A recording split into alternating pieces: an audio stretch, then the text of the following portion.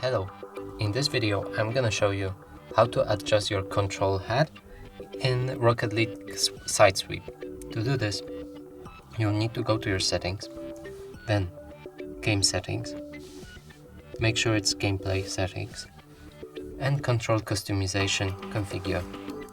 So from here you'll be able to move your control icons all around the screen, scale them like this, and make them less in opacity or higher in opacity. Of course you can just revert them to default like this. If you, for example, move this one here and this one here, you can revert one to the same position it was at the start, or just press this one and accept, and everything will go back to default. And that's how you customize your HUD. That's it for this video. Hope you like it. Please consider subscribing to our channel, leave a like and a comment below.